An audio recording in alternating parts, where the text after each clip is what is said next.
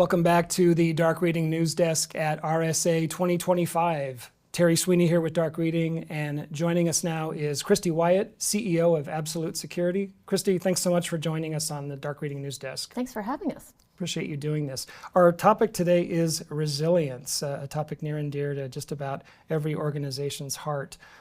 Let's just define our terms just to get started.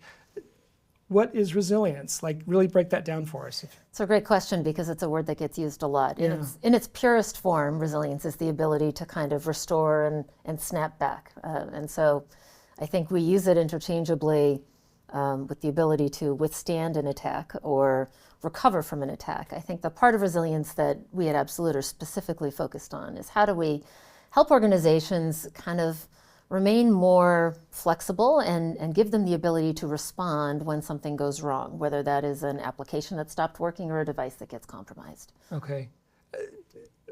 If we're putting this on a scale, which side tends to weigh heavier? Well, I think at these events, we tend to love to talk about the shiny stuff. We love to talk about, the bad actors and the most novel new attacks, and then some of the shinier. This week we'll talk about agentic AI and vibe coding and all of the great new terms. But I think that so I do think as an industry we spend a lot more time talking about the prevention and detection, and in some cases remediation of a bad actor or of a threat. I'd love to see us shift the conversation more to be more inclusive of what happens afterwards, right? I like to remind folks the headline of the press article will be, company ABC was down for 6 months. They're not going to say the security team did a great job for 2 weeks, then IT, had to take a lot. It's all going to come down to an integrated response, and so we have to prioritize that second. Right, half. or they were only offline for 2 hours during the Christmas shopping season. Right. So it is curious though the emphasis on the more malicious, maybe dramatic sides, as opposed to somebody unplugged a server or there wasn't a backup done or something like that. Yeah, I think it's because we think about in that moment of crisis, right? There's so much energy going into what happened, what went wrong, how do we stop this from happening, how do we clean it up, and then the concept of and then we turn it all back on just sort of seems like it is more well understood. But I think it might be, as a result, part of the process that we rehearse less and plan for less. And there's all sorts of things that we overlook, often the manual pieces that we tend to assume will just happen or will just be there. And I can give you some really interesting examples. We had a panel last night and one of the CISOs said, they had contemplated in their incident management plans that people would have to reset their system. Like device had been compromised, either blue screen event or ransomware attack. And so for critical systems, people carried around thumb drives that they could plug it in and they could pop back up. What they hadn't contemplated is that somewhere else in the building, someone had said, actually, we should make sure that only the most current versions of Zoom can connect to our infrastructure. As a way to sort of prevent risk. So of course, when the drill happens, everybody plugs in the thumb drive and everyone's denied access because those things haven't been refreshed in the last 6 months. And so there's this sort of human element of it, that there's so many moving pieces. Did you really think about all of the things that need to be put back in place in order for the business to be back up in line? Not just the server, but the business. How do we get business back online? And that is really a bigger part of the business resilience conversation we're trying to have. Thanks for drawing the outlines of resilience and what's inside of it. Is this a view, or are these definitions that are shared by customer organizations? I mean, how do they view it, and has resilience become a priority for them? I think resilience has always been a priority. I think it is getting it included in the broader set of risk remediation plans that we have, that is probably a newer part. So I think that in many organizations we're seeing those tabletop exercises being more inclusive to make sure that IT and the other operations teams are involved in the planning and in the rehearsing of those plans. I think when boards talk about sort of their incident management plan, there should be the discussion about how will you recover and have you tested the second half of it. So I don't think this is a new piece. I think it is broadly understood, but I think that as we've looked at a lot of the breaches and cyber events that have happened over the past couple of years, and we start to quantify as an industry what caused the most business impact, we're learning that it's not just the ransom or whether you paid the ransom or the data. It is this long tail of recovery that can have a lasting impact. And some companies don't recover. Right. And it wasn't from the event. It was from my gosh, we didn't really rehearse the rest of this. Right. Well, the research is also pretty consistent that most organizations, while they acknowledge the need for this, are notoriously lethargic and in a bit of a denial about the need for it. Typically, these plans are created on the fly in the middle of an incident, right? Or they think they have them, but there's all the little.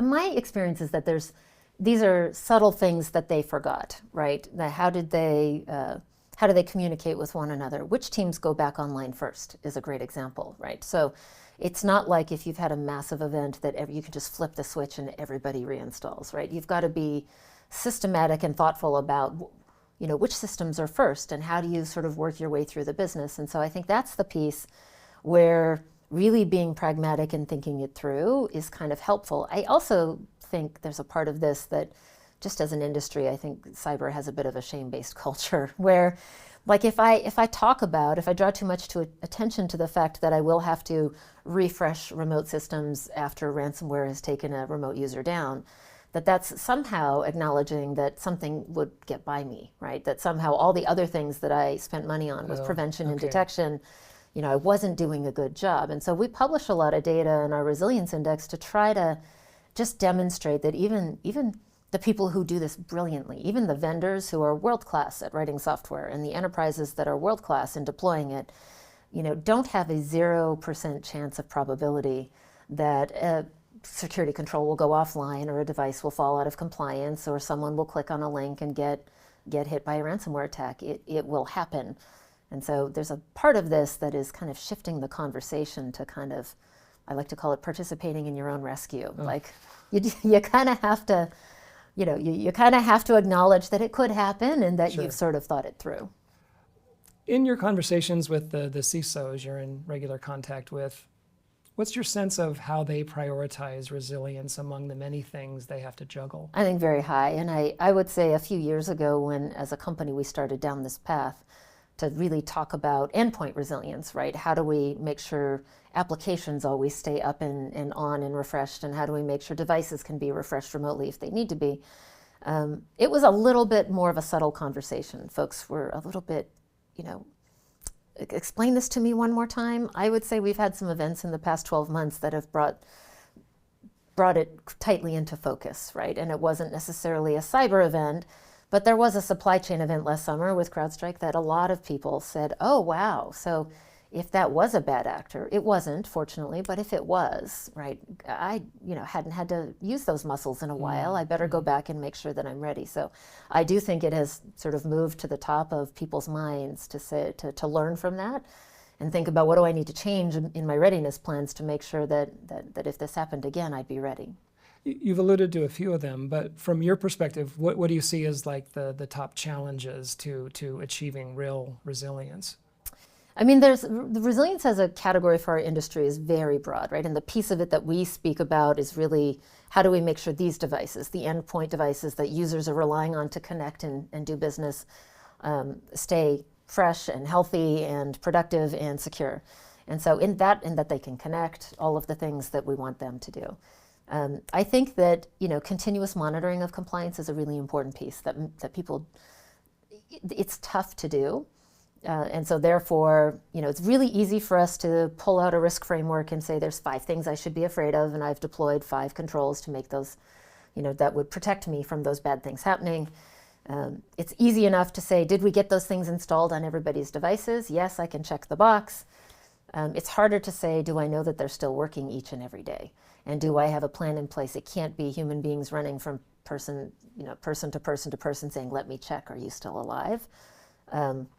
And it's, in the case of something bad happening, sometimes these devices are in hard locations, right? They're in hospitals or airports or places, they're on top of telephone poles. Like they could be any number of locations.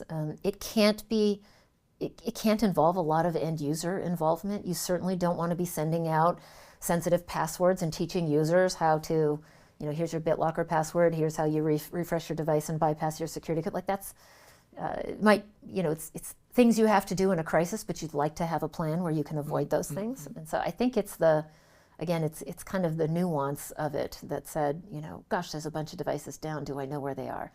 And I think that it's a part of our process that, again, it falls kind of in where IT and security are passing the baton back and forth. And so it doesn't necessarily kind of pop to mind that everybody should be at the table. I did a event in London a couple of weeks ago, and I asked a room full of CISOs, take me through your event management plan, and they took me through it. And they said, so, we get everybody, risk is contained, things are back up and running and online. And I said, yeah, and you've still got 5,000 people sitting in their living rooms working from home whose devices are frozen. Now what do you do? And they said, the tech people take care of it. Sure. And I was like, who are these tech people? Right. Like, do they know? Do they know how they're going to do it? And oftentimes their answer is, box it up and ship it back to IT and we'll send you a new one, right? That doesn't scale. It's not, that's going to cost you time. All right. Well, Christy, thanks for doing this deep dive on resilience. You've created an appropriate level of urgency about it. Thanks for joining us on the Dark Reading News Thanks Desk. for having me.